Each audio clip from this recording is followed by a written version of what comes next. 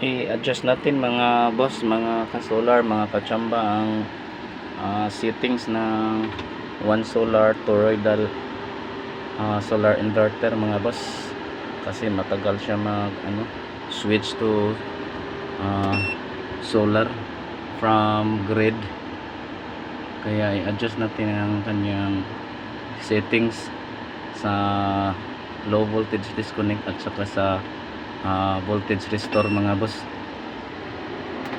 Sa ngayon mga boss ay mayroon tayong 56 amperes na harvest mga boss, at naka 27 volts yung voltage ng dalawang siniris na baterya natin mga boss, 13.3 at saka 13.4. ito i-adjust na natin mga boss,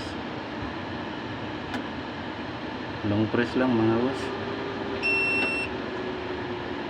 tapos navigate,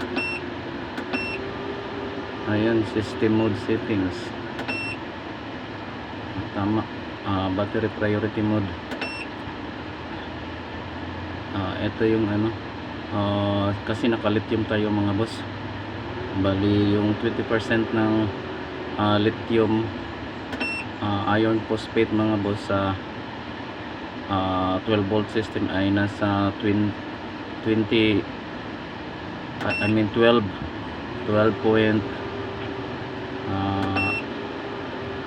volts mga boss, kaya i-add mo lang yung dalawang 12.8 ay magtutotal siya ng 25.6 volts.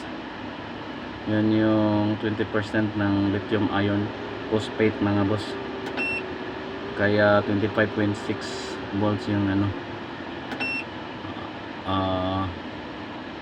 25.6 volts yung low voltage disconnect natin mga boss, at babaan lang natin ng konti itong voltage restore mga boss. Ayun, yun na pala ang pinakamababa, 27.6 volts, kaya okay na po ito mga boss.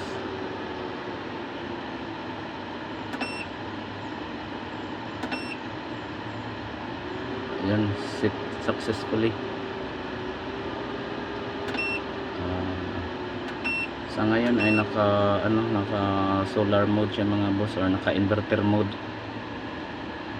kasi pagka naka grid mode siya mga boss or line mode, dito may indicator dito mga boss, magcha-charge si battery sa grid.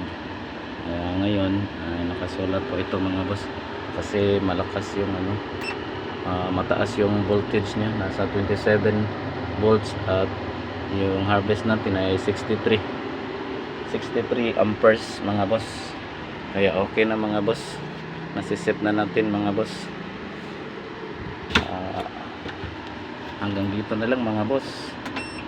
Don't forget to like, share, at pakipalo na rin mga boss. Thank you.